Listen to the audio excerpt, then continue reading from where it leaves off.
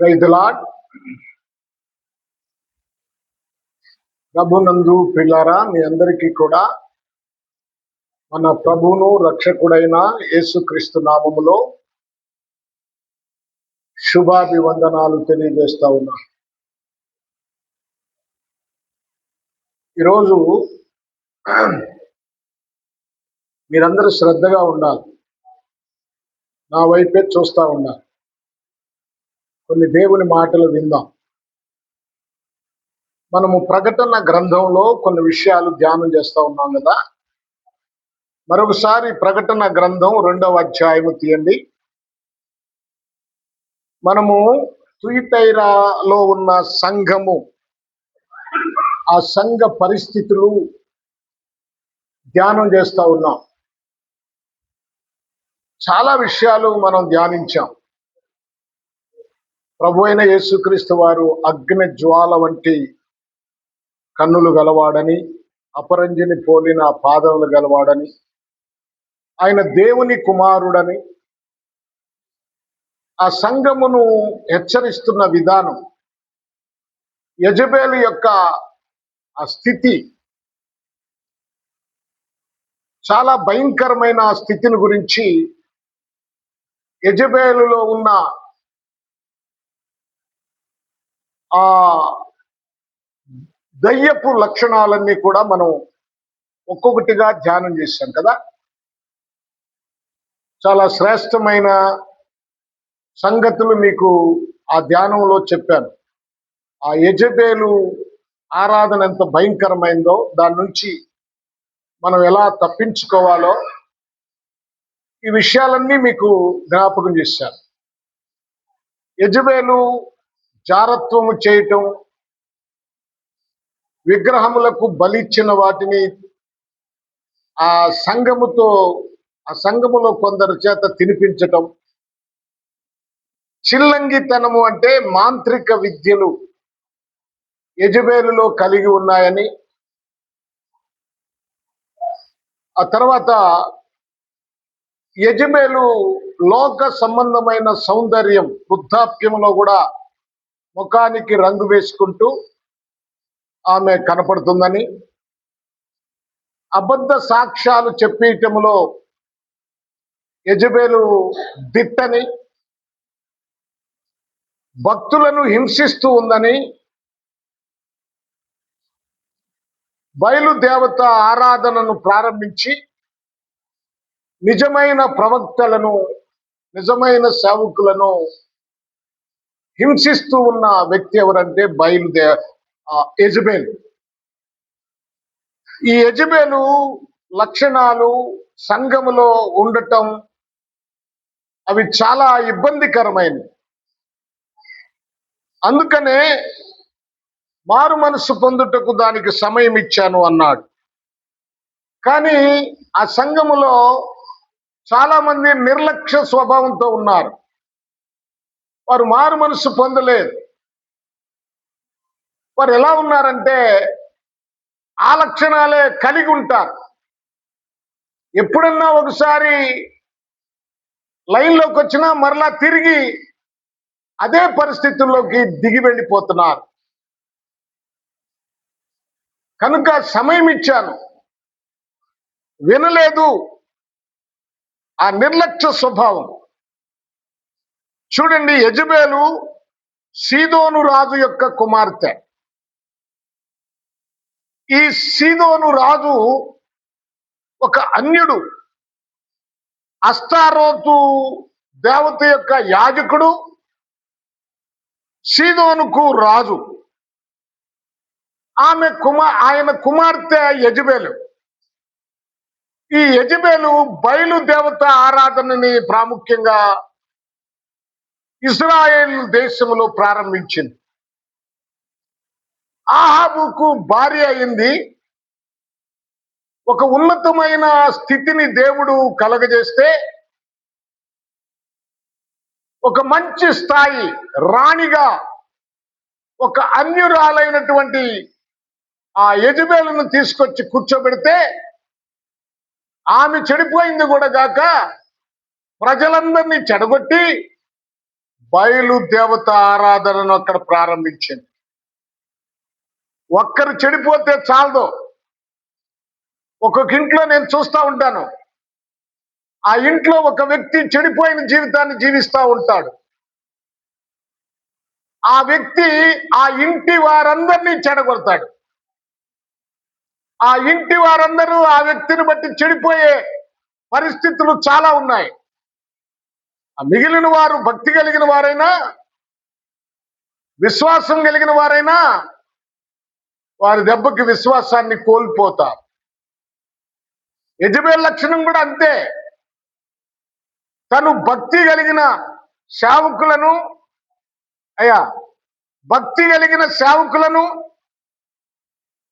భక్తి కలిగిన వారిని పాడు చేసి ఆ దేశమంతా విగ్రహాలతో నింపింది. జారత్వము చేయటంతో ప్రముఖురాలుగా ఉండి ఆ దేశాన్ని, ఆ ఇశ్రాయేల్ దేశాన్ని పాడు చేసింది. చూడండి, ఆ ప్రజలకు దేవుడు చెప్తున్నాడు. ఇప్పుడు చదువుదాం ఒక మాట. ఈ 2వ అధ్యాయం చదువుకోలేదు కదా మనం. ఈ 2వ అధ్యాయము నేను 22వ వచనాన్ని చదువుతున్నాను. ఇదిగో నేను దానిని మంచము పట్టించి దానితో కూడా వ్యభిచరించువారు దాని క్రియల విషయమై మారు మనసు పొందితేనే గాని లేకపోతే వారిని బహుశ్రమల పాలు చేతును. ఒకటి మంచం పట్టిస్తాడట, రెండోది శ్రమల పాలు చేస్తాడట. మంచము పట్టిస్తాను, ఎందుకంటే మీరు బయటికి రావాలి. నేను మీకు చెప్తా ఉంటాను, దేవుడు ఎప్పుడు కూడా తన ప్రజలను ప్రేమిస్తూ ఉంటాడు. అపవిత్రమైన జీవితంలో జీవించే వారిని దేవుడు ప్రేమించి వారు బయటికి రావాలని ఆయన మాట్లాడుతూ ఉంటాడు. మీకు గత రాత్రి చెప్పాను నేను, దేవుడు ఇశ్రాయేలీయులతో ఏం మాట్లాడుతున్నాడు? మీరు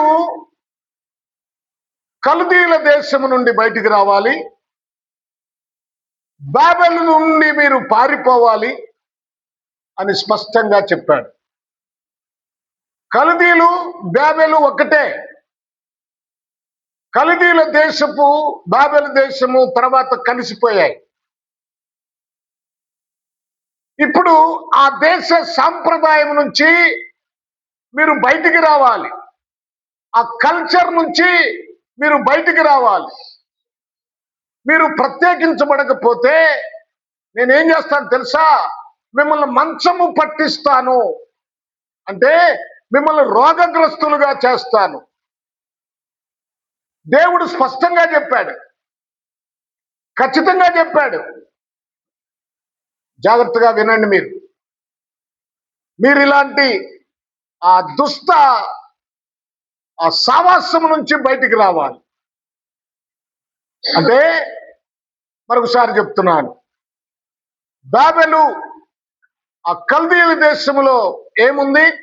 నెబుకద్నెజరు విగ్రహాన్ని నిలిపాడు, అంటే అక్కడ విగ్రహారాధన ఉంది. షడ్రకు మెషకు అబేద్నెగోల్ని ఆ విగ్రహానికి మొక్కమని బలవంతం పెట్టిన వారు చనిపోవటానికైనా ఇష్టపడ్డారు, కానీ దాన్ని అనుసరించడానికి ఇష్టపడలేదు. ఈ రోజుల్లో సాతానుడు చాలా సునాయాసంగా బాబెలు సాంప్రదాయంలోనికి తీసుకొని వెళ్తున్నాడు. బాబెల్లో మరొక సాంప్రదాయం, మరొక విషయం ఏముందంటే, బెల్షాజర్ అనే రాజు తన తండ్రి నెబుకద్నెజరు యెరూషలేము దేవాలయంలో నుండి తీసుకొని వచ్చినటువంటి పాత్రలు ఉన్నాయే, బంగారు వెండి, ఆ పాత్రల్లో అపవిత్రమైన మత్తు పానీయాలు పోసి ఆ పాత్రలో తాగటం ప్రారంభించారు. అది చాలా భయంకరమైంది. అప్పుడే ఆ అపవిత్రమైన పాత్ర అంటే అపవిత్రమైన ఆ ద్రాక్షరసం లేక ఆ పానీయం పవిత్రమైన పాత్రలో పోశాడు. అది తాగుతూ ఉండగానే మెనే మెనే టేకేలు ఉపార్సినని నువ్వు త్రాసులో తూచుగా నువ్వు తేలిపోయావు గనుక నీ రాజ్యాన్ని తీసివేసి మాదియా పారసీకులకు ఇస్తున్నానని చెప్పేసి దేవుడు మాట్లాడాడు. వెంటనే కార్యం జరిగింది. ఎందుకంటే పవిత్రమైన పాత్రలను అపవిత్రపరిచినందుకు అతనికి వేయబడిన శిక్ష. అలాగే మనం కూడా ఆయన పాత్ర ఎవరు అంటే మనమే. మనము ఆయన పాత్ర ఉన్నాం గనుక మనము చాలా జాగ్రత్తగా ఉండాలి, పవిత్రంగా ఉండాలి. దేవుని వాక్యం మనకు తెలియజేస్తుంది. మరొకసారి చదువుకుందాం, చూడండి. అది ఏమిటంటే ఏం చదువుకుందామంటే కొరింథీయులకు రాసిన 2వ పత్రిక 6వ అధ్యాయం 14వ వచనం చూడండి. చాలా ప్రాముఖ్యమైన మాట అది. కొరింథీయులకు రాసిన, మీరెవరితో జోడుగా ఉంటున్నారు? మీ జీవితాలు ఒకసారి చూడండి, పరిశీలన చేసుకోండి. మీరు లోకములో అవిశ్వాసిగా జీవిస్తున్నారా, విశ్వాసిగా జీవిస్తున్నారా? అవిశ్వాసులు చేసే ఆ పనిలో మీరు నిమగ్నం అయిపోతున్నారా? వాటితో పాలిభాగస్తులు అవుతున్నారా? మీరు ఒకసారి జ్ఞాపకం చేసుకోండి. ప్రభునందు ప్రియ దేవుని పిల్లలారా, దాన్ని ఖండించాలి మనం. అవిశ్వాసులతో మీరు జోడుగా అంటే వాళ్ళతో కలిసి జోడుగా ఉండమాకండి. వాళ్ళు చేసే పనులు మీరు చేయమాకండి. మీరు వాళ్ళకిలాగా ఎలా ఉంటే ఎలాగూ, వాళ్ళు చేసే కార్యాలన్నీ మీరు చేస్తే ఎలాగూ? క్రైస్తవులారా, మీరు ప్రత్యేకించబడిన వారు కదా. అవిశ్వాసులతో జోడు. వాళ్ళు ఏం చేశారో, కొంతమంది క్రైస్తవులు అయితే అన్యులు చేసే వాటికన్నా ఇంకా విపరీతంగా చేస్తారు. అసహ్యం వేస్తుంది. ఒక్కోసారి వాళ్ళ ఇళ్ళకి వెళ్ళినప్పుడు, ఆ కార్యాలకు వెళ్ళినప్పుడు మనసును చంపుకొని కూర్చోటం అవుతుంది. చూశాను నేను, చాలా చాలా ఇబ్బందికరం. వాళ్ళకిలాగానే ఇప్పుడు యెజబెలు కార్యాలు, యెజబెలు ఆరాధన, యెజబెలు పనులు, ఆ విగ్రహ సంబంధమైనవి ఇంత చెప్తున్నా వాటి నుంచి బయటికి రాలేరా? వాటిని మీరు తప్పించుకోలేరా? రేపు లెక్కప్పు చెప్పాలి కదా. దేవుడు తప్పనిసరిగా మిమ్మల్ని లెక్కడుగుతాడు కదా. చూడండి, ఇంకా ఏమన్నాడు? నీతికి దుర్నీతితో ఏమి సాంగత్యము, వెలుగుకు చీకటితో ఏమి పొత్తు, క్రీస్తుకు బెలియాలితో అంటే యేసుక్రీస్తుకి దయ్యానికి, యేసుక్రీస్తు ప్రార్థన చేస్తూ యేసుక్రీస్తు ఆరాధన జరుపుతూ నువ్వు బెలియాలి అంటే దయ్యమును కూడా పెడతావా? నువ్వు దయ్యాలకు కూడా పెడతావా? ఈ మధ్యకాలంలో ఒక జ్ఞాపకార్థ కూడటానికి వెళ్ళాను. సరే, నేనేం చేశానంటే భోజనం చేద్దామని సిద్ధమయ్యాను. అంతా పరిశీలన చేశాను, ఏమీ లేదు కదా, బాగానే ఉంది కదా అని. భోజనం చేయాలని ఆ కూర్చోటానికి ఆ కుర్చీ కూడా సిద్ధమైంది. అంతలో ఒకడు దరిద్రుడు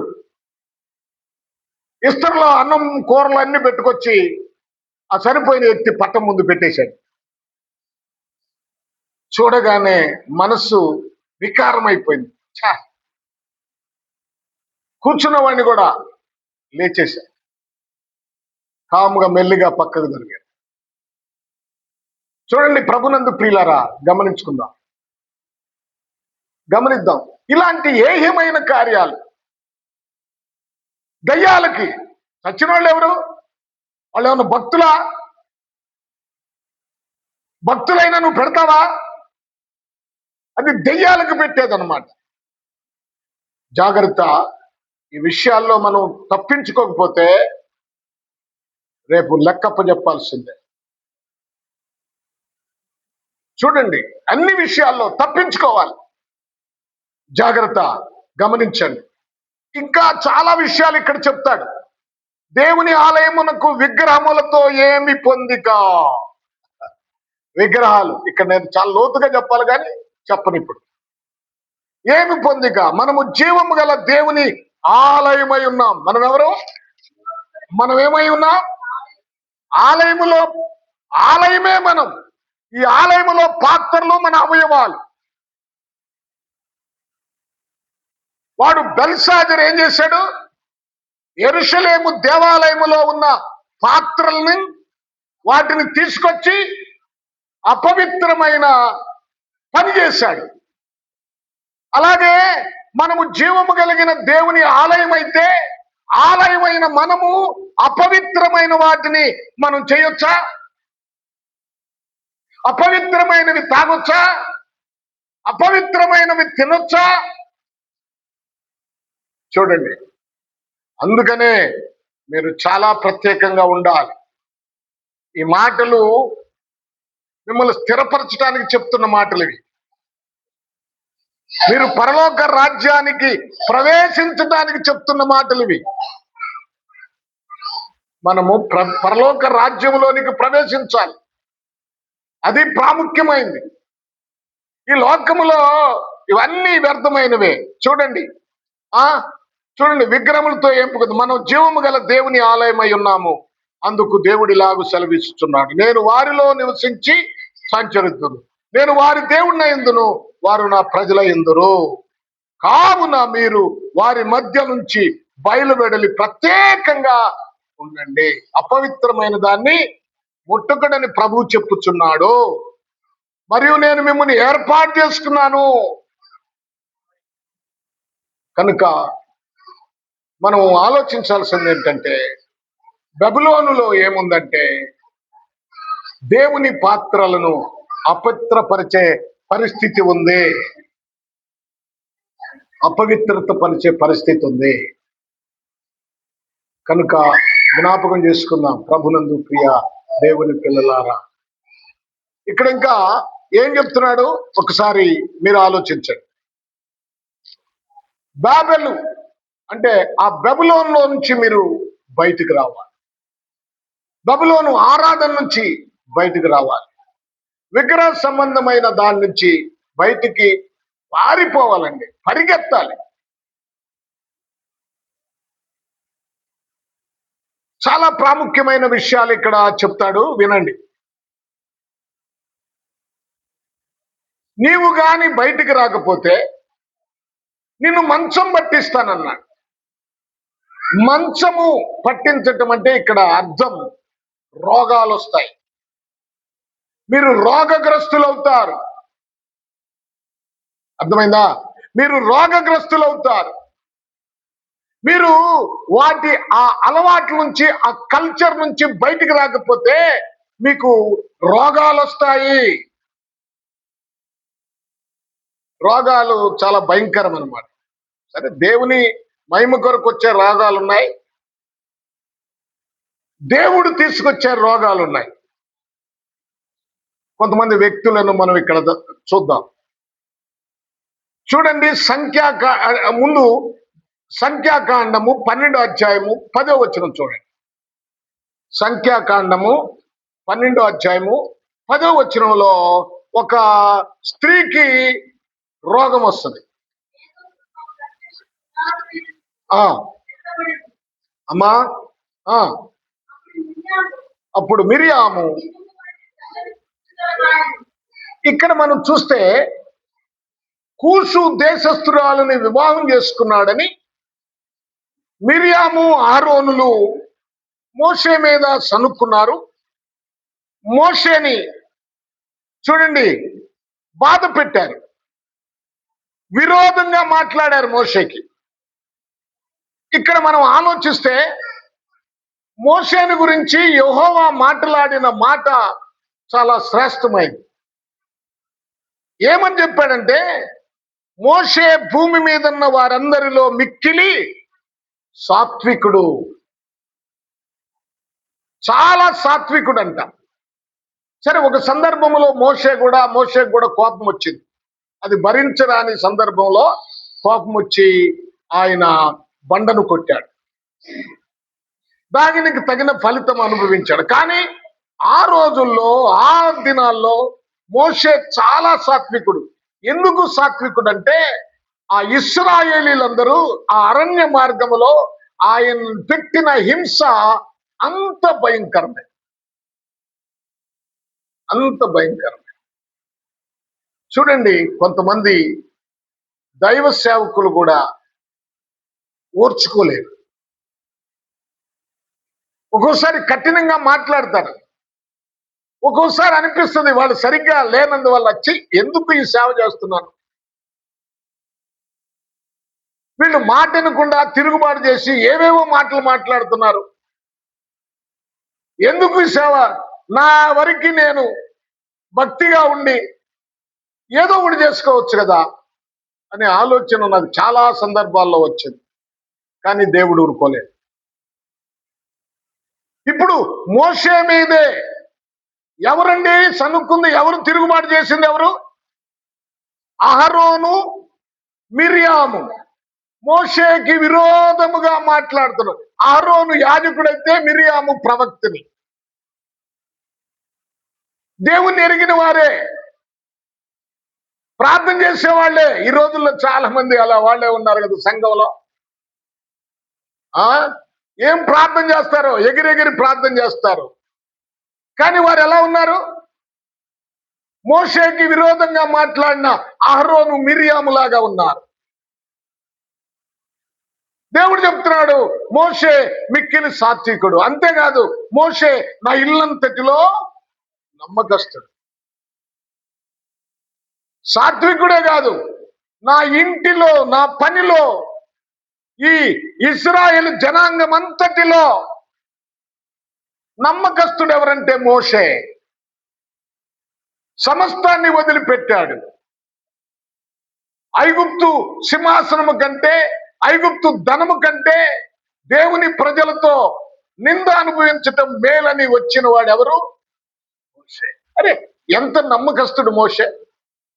సింహాసనాన్ని వదిలిపెట్టాడా? ధనాన్ని వదిలిపెట్టాడా? ధనాపేక్ష లేదు కదా మోషేలో. ఈ రోజున అక్రమంగా ధనము సంపాదించడానికి ప్రయాసపడతారు. ధనము కోసం ధనమే ముఖ్యం అనుకుంటున్నారు. అరే, ఈ దినాలు ఎన్ని దినాలు ఉంటావు నువ్వు ఇక్కడ? నీ ఆయుష్ స్వల్పమైంది కదా. నేనుండి రేపు మాయమైపోయే దానికోసం ఎందుకు నీవు ప్రయాసపడుతున్నావు? ఎందుకు ప్రయాసపడుతున్నావు? మోషే వాటన్నిటినీ తునప్రాయంగా త్యజించాడు.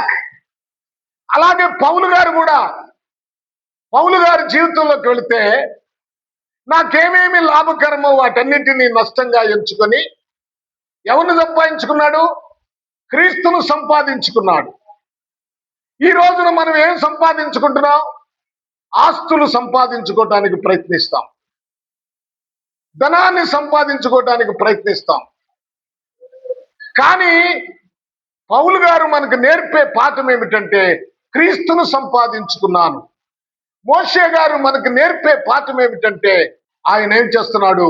శ్రమ అనుభవించడానికైనా ఇష్టంగా ఉన్నాడు. మోషే నా ఇల్లంతటిలో నమ్మకస్తుడు, నమ్మకమైన పరిచారికుడు, నమ్మకమైన ప్రవక్త, నమ్మకమైన యాజకుడు, నమ్మకమైన నాయకుడు. మరి నీవెలా ఉన్నావు? నీ ఇంటిలో నమ్మకంగా ఉన్నావా? నీ సంఘములో నీవు నమ్మకంగా ఉన్నావా? నీ జీవితంలో నమ్మకంగా ఉన్నావా? యథార్థత ఉందా? నిన్ను నమ్మొచ్చా? నేనుగా దేవుడు. నిన్ను నమ్మొచ్చా? నమ్మే నీ కోసం ఆయన రక్తం కార్చాడు. నమ్మే ఆయన నీకు రక్షణ అనుగ్రహించాడు. చూడండి, ఆయన నీ కోసం సిలువ వేయబడింది. ఎందుకంటే నిన్ను నమ్మాడు కనుకనే. ఆయన నిన్ను నమ్మాడు. కానీ మరి నువ్వు దేవునికి నమ్మకంగా ఉన్నావా? ఈరోజు ఒక్కసారి పరిశీలన చేసుకో. నీ మాటలలో, నీ ప్రవర్తనలో, మీ ఆలోచనలో, మీరు దేవుణ్ణి ఆరాధించటంలో, ప్రార్థించటంలో, దేవుని పనికి సహకరించటంలో, పరిచర్య చేయటంలో నువ్వు నమ్మకంగా ఉన్నావా? దేశంలో నమ్మకస్తులైన వారి కోసం ఆయన కనిపెట్టుచున్నాడు. యథార్థంగా ప్రవర్తించేవారు ఆయనకు కావాలి. మోషే ఇల్లంతటిలో నమ్మకస్తుడు. ఆ నమ్మకస్తుడి మీద, ఆ దైవజనుడి మీద ఇప్పుడు హారోను మిరియాము ఎదురు తిరిగారు. దేవుడు ఊరుకుంటాడా? దైవ సేవకుని మీద ఎదురు తిరిగితే ఊరుకుంటాడా దేవుడు? ఇప్పుడు మిరియాముకు ఏమొచ్చింది? చూడండి 10వ వచనం.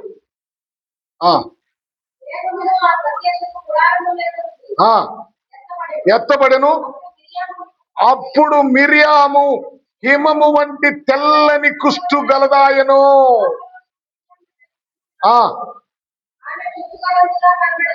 ఎందుకు కుష్టు వచ్చింది ఆమెకి? ఎవరు తీసుకొచ్చారు ఆ కుష్టు? దేవుడే కుష్టి వ్యాధిని కలుగజేశాడు. దేవుని మాట వినకపోతే, నీ జీవితం సరైనదిగా లేకపోతే మంచం పట్టిస్తాడు. ఇప్పుడు వచ్చిన కుష్టి వ్యాధిని పోగొట్టడం కోసం ఇప్పుడు మోషేనే ప్రార్థన చేయవలసి వచ్చింది. తర్వాత ఆమె 7 రోజులు కడగా ఉండి, అంటే పాలానికి వెలుపల ఉండి 7 రోజుల తర్వాత మరలా తిరిగి జనములో కలవలసి వచ్చింది. జాగ్రత్త, నువ్వు సరిలేకపోతే మరొక వచనాన్ని చదువుకుందాం. దేవుడు చూడండి, మరొక వచనాన్ని చదువుకుందాం. దినవృత్తాంతాల 2వ గ్రంథం 21వ అధ్యాయము 18వ వచనం. దినవృత్తాంతాల 2వ గ్రంథం 21వ అధ్యాయము 18వ వచనం చదవండి.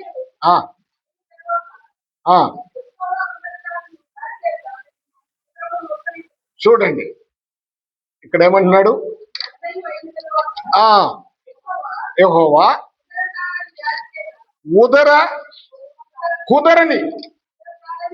కుదరిజాలని వ్యాధి చేత అతని ఉదరమును మొత్తినందున 2 సంవత్సరములు వ్యాధి బలమగుచూ వచ్చి, ఆ వ్యాధి చేత అతని ప్రేగులు పడిపోయి బహు వేదన నొందుచు అతడు మరణమాయను. అతడు జనులు అతన్ని పితరులకు చేసిన ఉత్తర క్రియలు అతనికి చేయలేదు. ఎందుకని చేయలేదు? ఇతడు ఎవరంటే యెహోరాము. ఈ యెహోరాము యెహోషువపాతు కుమారుడు. ఈ యెహోరాము ఎవరు? ఆహాబుకి యెజబెలికి అల్లుడు.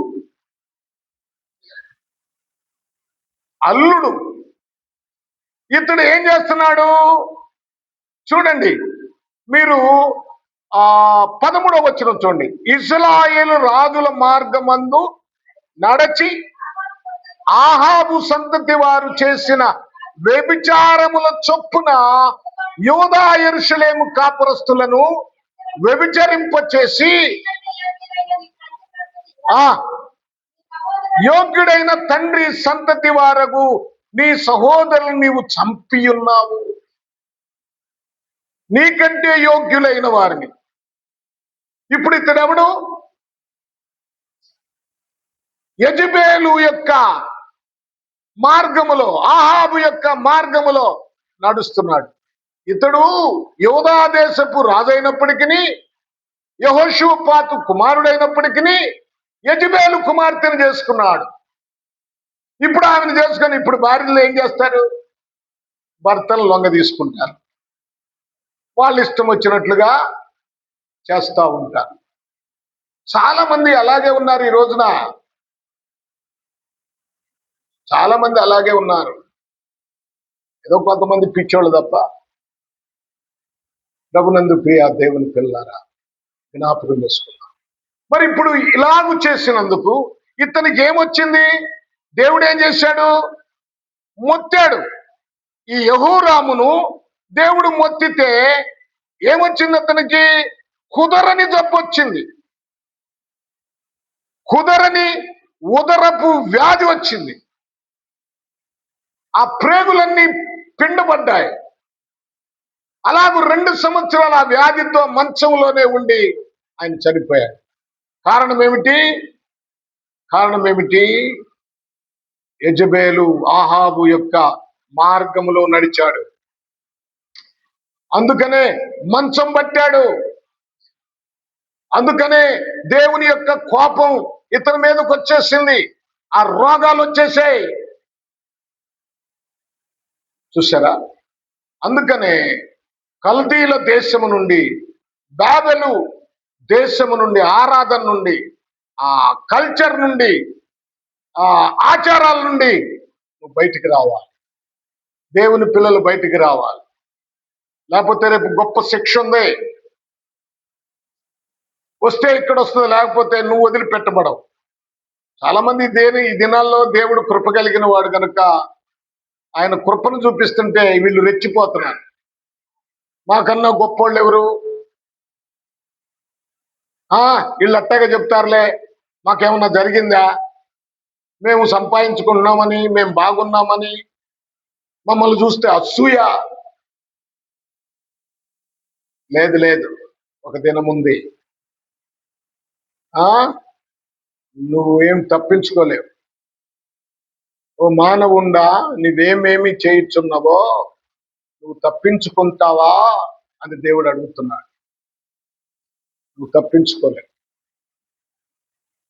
దేవుడు తప్పనిసరిగా శిక్ష వేస్తాడు. ఆ శిక్షకు సిద్ధంగా ఉండాలి. ఈ రోజుల్లో కూడా అలాంటి వాళ్ళు ఉన్నారు. ఒక సిస్టర్ ఉంది, చాలా చక్కగా ఉంటుంది, చాలా సౌందర్యవతి. సాతానుతో చెప్పినట్టుగా లూసిఫర్తో దేవుడు చెప్పాడు, నీ సౌందర్యమును ఆధారము చేసుకొని, ఆ సౌందర్యమును ఆధారం చేసుకొని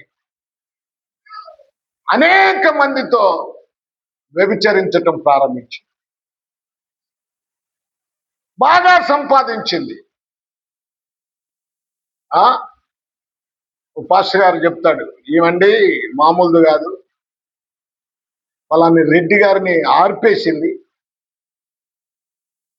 చూడండి, చివరికి ఆమె ఏం పరిస్థితి అయింది తెలుసా? భయంకరమైన వ్యాధి. ఆ వ్యాధులు ఎలాగొస్తాయో మీకు తెలుసు.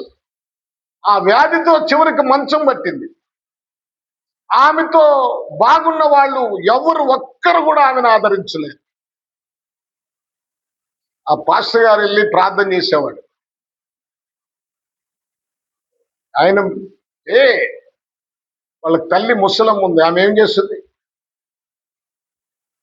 చివరికి ఏమైంది?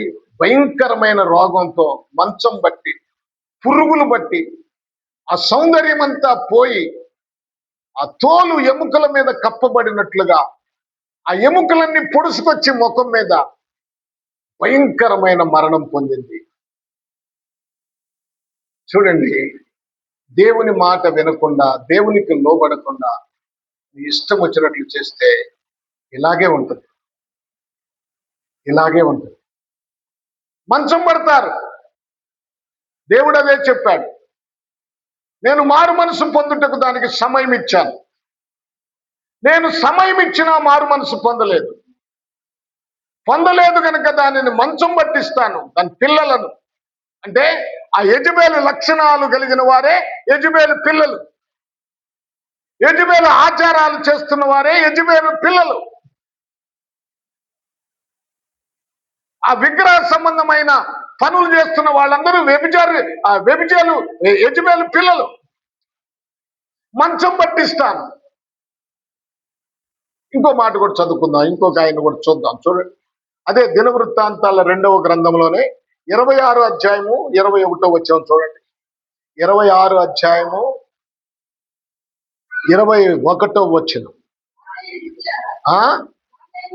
రాజైన ఉజ్జియా తన మరణ దినము వరకు కుష్ఠిరోగి అయి ఉండెను. కుష్ఠిరోగి అయి యెహోవా మందిరములోనికి పోకుండా ప్రత్యేకించబడెను గనుక అతడు ప్రత్యేకంగా ఒక ఇంటిలో నివసించుచుండెను. అతని కుమారుడైన యోతాము రాజు ఇంటి వారికి అధిపతి దేశపు జనులకు న్యాయము తీర్చుచుండెను. ఇక్కడ చూసారా, ఈ ఉజ్జియాకి ఏమొచ్చింది? కుష్ఠు రోగం వచ్చింది. ఇతడు కూడా కుష్ఠు రోగముతోనే చచ్చిపోయాడు. ఇతని కుష్ఠు రోగం రావడానికి కారణం ఏంటి? ఎందుకు వచ్చింది కుష్ఠు రోగం? అయ్యా, వాక్యం వినండి, వాక్యం వినండి. పక్కన పెట్టండి, సెల్లులు పక్కన పెట్టండి.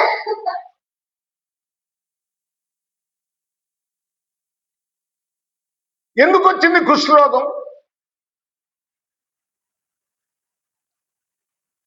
చూడండి, అక్కడ రాస్తాడు. మీరు అదే అధ్యాయంలో 16వ వచనం చూడండి. అయితే అతడు స్థిరపడిన తర్వాత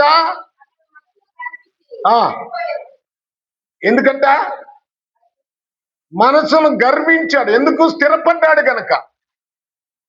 ఒకప్పుడు ఏమి లేదు, తర్వాత స్థిరపడ్డాడు. కొంతమంది ఆర్థికంగా స్థిరపడతారు, ఉద్యోగంలో స్థిరపడతారు, మంచిగా స్థిరపడతారు, అంటే భౌతికంగా. విశ్వాసంలో స్థిరపడే వాడికి గర్వం ఉండదు. భౌతికంగా సంపాదించుకున్న వాడికి, డబ్బు సంపాదించుకున్న వాడికి, ఆస్తులు సంపాదించుకున్న వాడికి గర్వం వస్తుంది. హిజ్కియా కట్టగా వచ్చింది.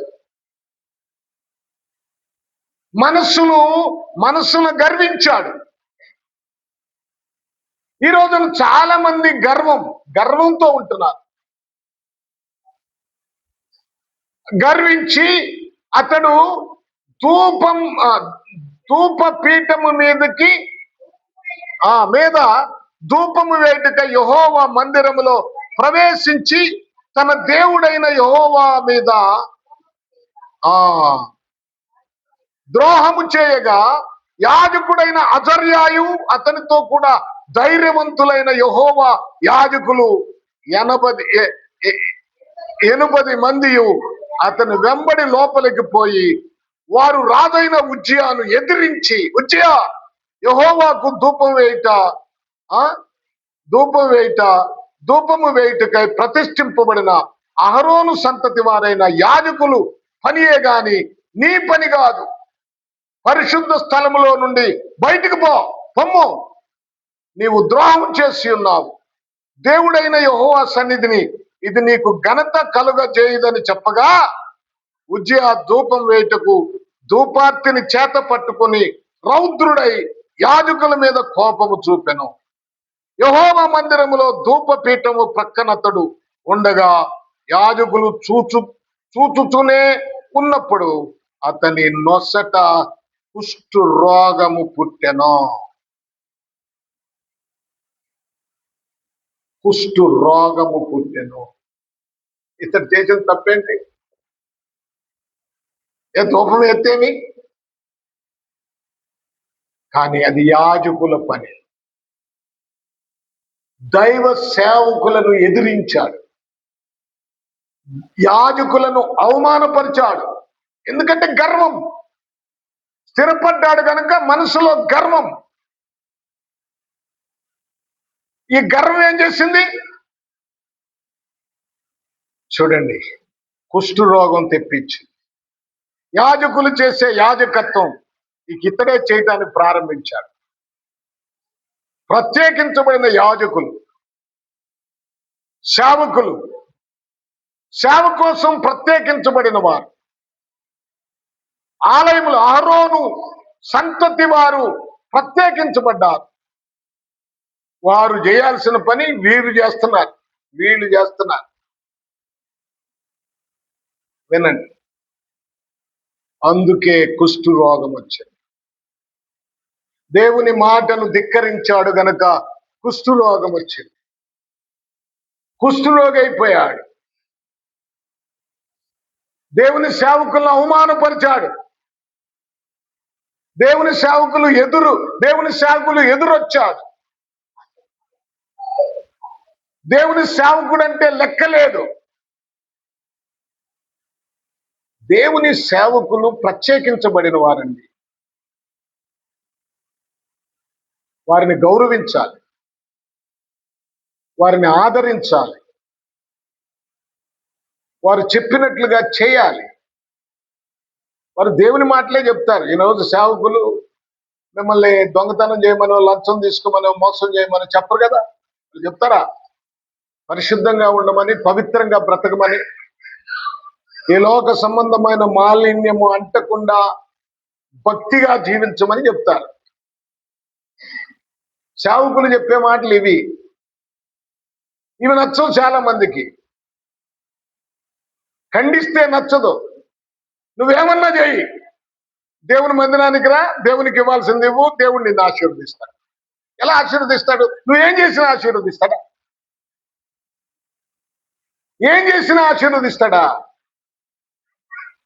నీ జీవితాన్ని బాగు చేసుకోకుండా, నువ్వు ప్రత్యేకించబడకుండా, పాపం నుంచి దూరంగా పారిపోకుండా నువ్వేం చేసినా కూడా దేవుడు ఆశీర్వదిస్తాడా? అంటే అలాగూ దేవుడు చేస్తే అంతకన్నా అన్యాయస్తుడు మరొకడు ఉన్నాడా? అంటే దేవుణ్ణి అన్యాయస్తుని చేస్తావా నీ బోధల్లో?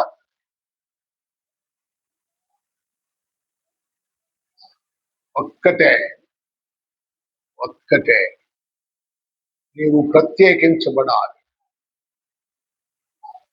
పాపము నుంచి బయటికి రావాలి. ఇందాక కల్దీల దేశములో నుండి, బాబెలు దేశములో నుంచి, రెండు ఒకటే.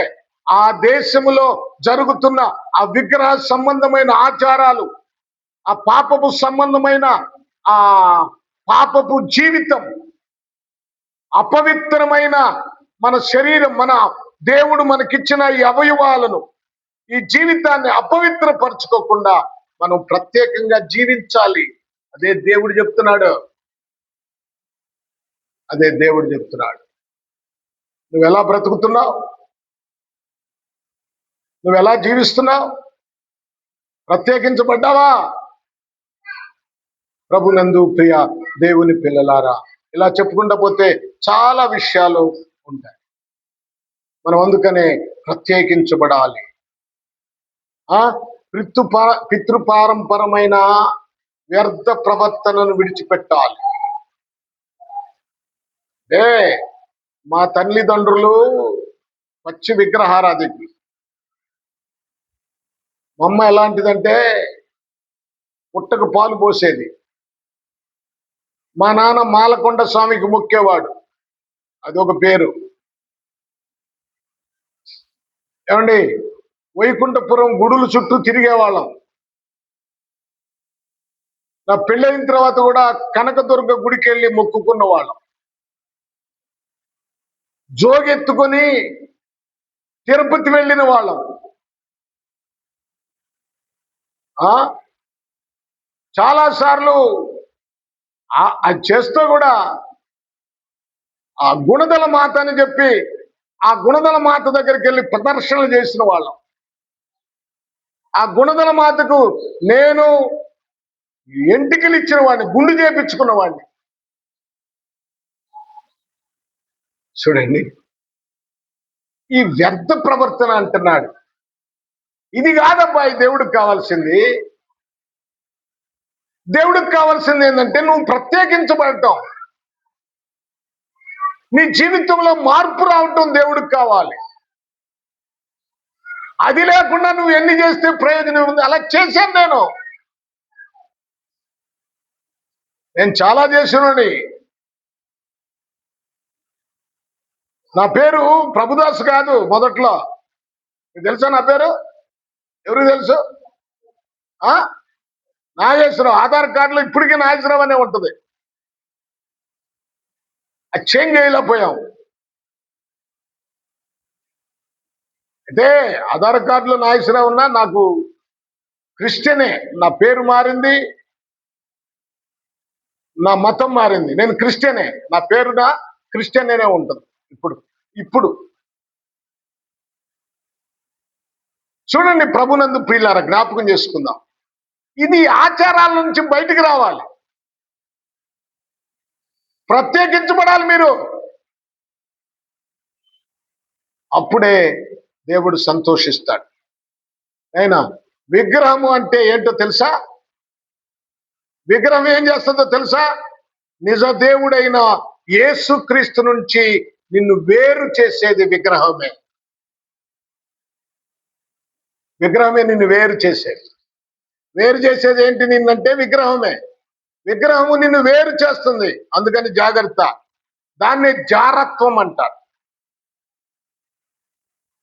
జారత్వము అంటే ఒక బొమ్మను చూసి ఆ బొమ్మకు మొక్కటం, ఆ బొమ్మ ఎదుట సాగిలపడటం, అది జారత్వము.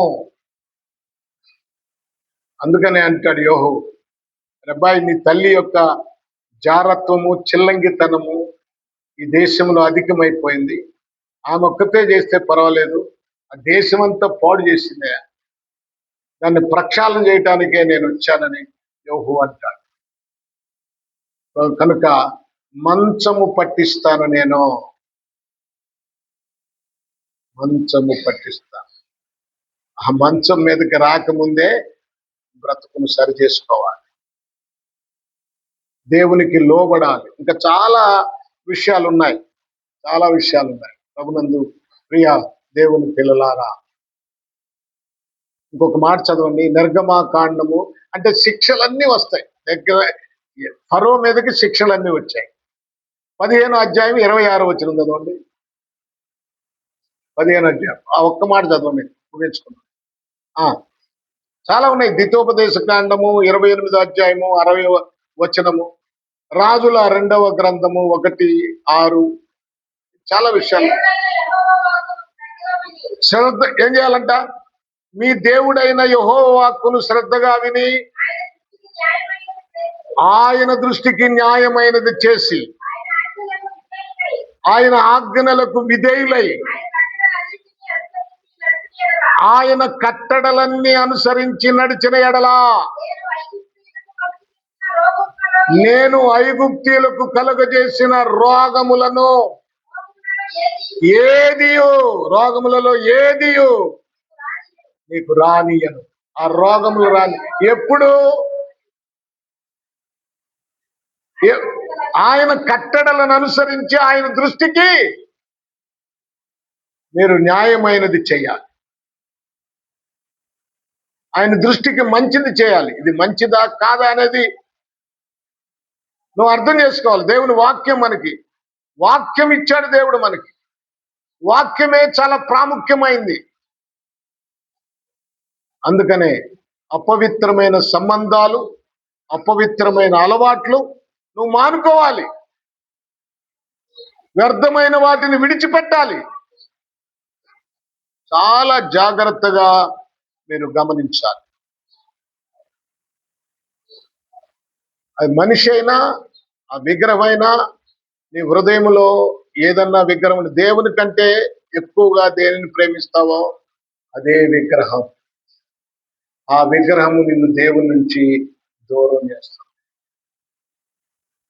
దేవుడు అన్నాడు, మీకు రోగాలు రాకుండా ఉండాలంటే నా ఆజ్ఞలను పాటించండి, నా కట్టడలను అనుసరించండి, నా వాక్కును వినండి, వాక్యానుసారం బ్రతకండి. ఒకటి మంచం పట్టిస్తాను, తర్వాత శిక్ష, తర్వాత మరణం, అన్నీ ఉన్నాయి. తర్వాత ధ్యానం చేద్దాం. తలలు వంచండి, ఒక్కసారి మిమ్మల్ని మీరు పరిశీలన చేసుకోండి. ప్రభువా నన్ను క్షమించయ్యా, నన్ను క్షమించు. ప్రభువా నన్ను క్షమించు, నా బలహీనత నుంచి నన్ను విడిపించు. దేవాతి దేవుడా నన్ను క్షమించి నా బలహీనత నుంచి విడిపించు నాయన, విడిపించు. ప్రార్థన చేయండి.